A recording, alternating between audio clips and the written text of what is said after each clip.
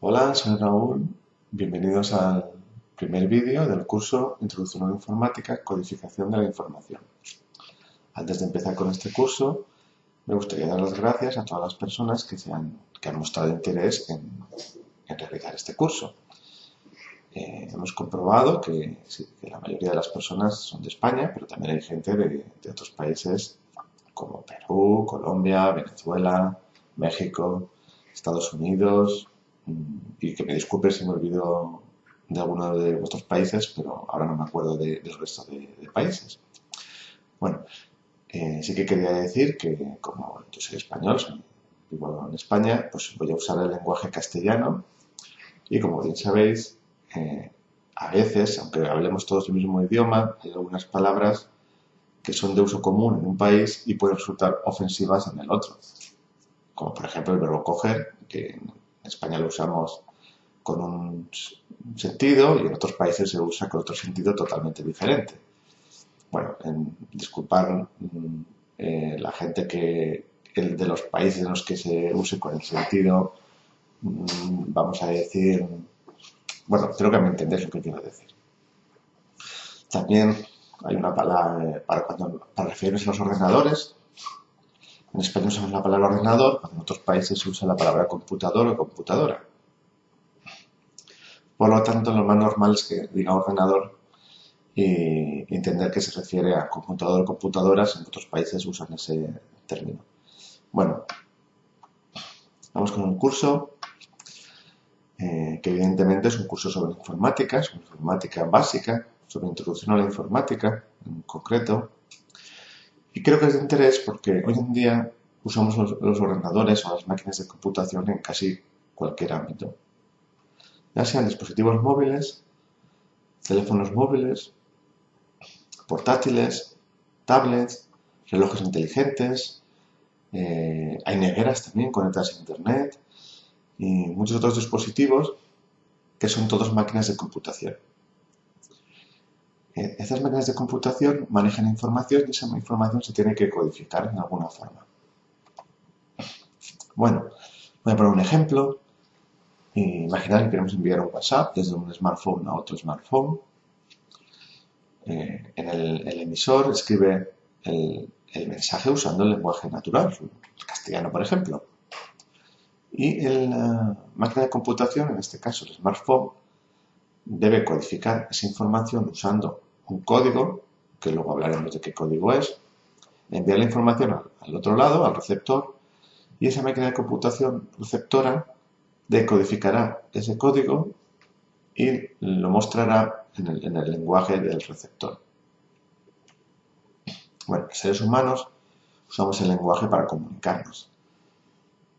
Bueno, imaginaros que hay dos personas que hablan idiomas diferentes, uno castellano y el otro alemán, por decir en alguno, se quieren comunicar. Y resulta que la persona que habla castellano no sabe alemán y la persona que habla alemán no sabe castellano. ¿Qué hacen?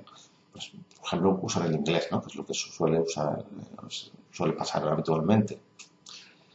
Entonces, el emisor, que es la persona que habla castellano, codifica su mensaje en inglés.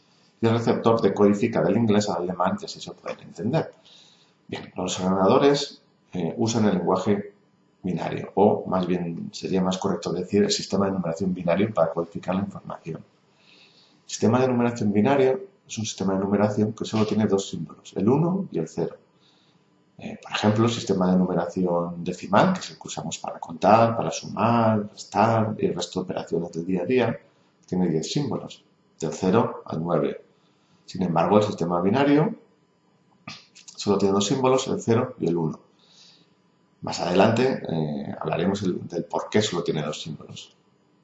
Bien, ¿qué vamos a hacer en este curso? En este curso vamos a hablar sobre cómo se codifica la información, en concreto cómo se codifican los números enteros positivos, los números enteros negativos, los números reales, tanto positivos como negativos, y los caracteres alfanuméricos, es decir, el texto, para entendernos. Bien, os voy a poner un ejemplo real sobre la importancia de la codificación de la información. Probablemente conoceréis el vídeo de este rapero coreano que dio el boom el año pasado con su vídeo Gangnam Style. Bueno, pues en YouTube este vídeo ha tenido más de 2.000 millones de visitas. que además de ser un número increíble, tiene un problema, que el número ha superado la capacidad máxima del contador de YouTube. La gente de YouTube pensó que con 32 bits sería suficiente. 32 bits permiten un poco más de 2.000 millones de números diferentes. Pero este vídeo superó ese número.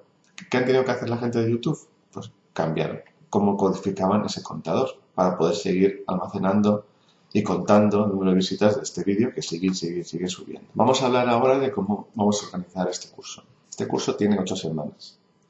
En la primera se hablará sobre la primera que es esta semana, en la que estamos ahora, se realizará una introducción a los sistemas de numeración en general y poniendo atención al sistema de numeración decimal. En la segunda semana hablaremos del sistema de numeración binario, que es la base de este curso. Y en la tercera, sobre el sistema de numeración hexadecimal. Una vez tengamos ya dominado los sistemas de numeración binario y hexadecimal, que son los que se usan en las máquinas de computación, pasaremos a hablar de cómo se codifican los números enteros positivos, posteriormente los números enteros negativos, para pasar en la semana 6 a la codificación de números reales. Por último, hablaremos de la codificación de los caracteres alfanuméricos, es decir, el texto.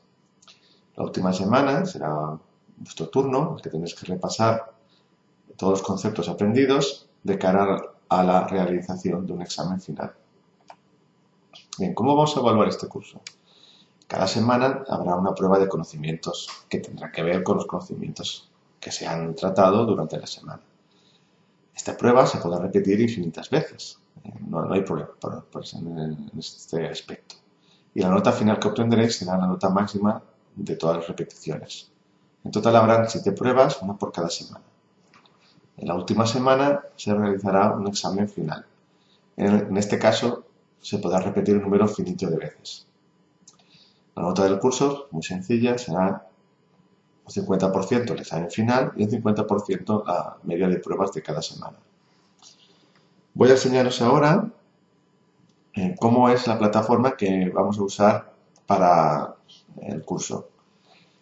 Cuando entráis con el rol de alumno, como es vuestro caso, veréis la siguiente pantalla. En el foro de noticias es donde los profesores os iremos poniendo noticias del estilo semana 2 está activa, acordaros de estudiar para el examen final, ese tipo de noticias. En el foro de consultas es donde vosotros podéis hacer consultas sobre el curso. Pues no tengo claro este concepto, no tengo claro este otro concepto. Aquí la idea es que vosotros mismos os contestéis los unos a los otros. Y también los profesores podemos contestar, obviamente, pero si vosotros mismos os contestáis es mucho mejor. Porque, ¿qué más quería decir el foro de consultas? Sí, bueno, es muy importante que tengáis en cuenta que este curso lo hacéis porque queréis, un curso voluntario, porque queréis aprender. Si hay una pregunta de un test que no sabéis la respuesta, obviamente no pongáis en el foro de consultas ¿cuál es la respuesta a la pregunta 5 del examen 1? Porque no tendría sentido lo que estaríais haciendo, no estaríais aprendiendo. La idea es aprender, la nota os tiene que dar un poco lo mismo. Bueno, pues siguiendo con los elementos que hay en esta plataforma, tenéis la guía del curso y la lista de preguntas más frecuentes, que iremos actualizando conforme avance el curso. Cada semana veréis en esta zona de aquí la información sobre la semana activa. Veréis la documentación del tema 1, las diapositivas que son las que estáis viendo ahora, que estáis viendo antes, porque esto no está en las diapositivas, sobre el tema y, por último, el examen. Vamos a ver qué aspecto tiene la documentación. Aquí lo tengo. Voy a hacer grande, disculpad un momento. Vale. Este es el libro, o el capítulo de un libro, sobre el que se habla sobre los contenidos de la semana 1. ¿Veis? Importante es que hay ejercicios, que le hemos llamado ejemplos, ejercicios resueltos en los que podéis ver cómo el tema que estamos tratando. Luego hay ejercicios para que vosotros lo resolváis. Evidentemente las preguntas de los exámenes de cada semana serán muy parecidas a los ejercicios que veréis aquí. Y al final tenéis la solución a todos los ejercicios planteados en este documento. Lo siguiente que os voy a enseñar es un ejemplo de examen real. ¿Vale? Bueno, le voy a dar a previsualizar, nos dice comenzar el intento porque las pruebas tendrán un límite de 60 minutos. Nos sale una serie de preguntas y tenemos que elegir, ¿vale? Lo voy a poner a voleo simplemente para que veáis el resultado que nos dice, ¿vale? Hay 15 preguntas en cada test, ¿de acuerdo? Y la última, cuando acabéis, sale aquí las preguntas. Si una pregunta no tuviese respuesta, aquí nos saldría que no hay respuesta. Podemos volver al intento por si lo queremos modificar en alguna pregunta. Aquí vemos el tiempo que nos falta para que se acabe el intento. Y por último, para, digamos, entregar el examen hay que hacer enviar todo y terminar. Bueno, en este caso tengo una calificación de un 2. Bueno, aún he acertado alguna, ¿no? A pesar de hacerlo a voleo, aún he acertado 3 sobre 15. ¿De acuerdo? Si quisiéramos ahora volver a intentarlo, que sería lo razonable, porque evidentemente un 2 es una nota baja, pues tendríamos que volver a hacer el examen y al final solo tendremos en cuenta la nota más alta que hayáis obtenido.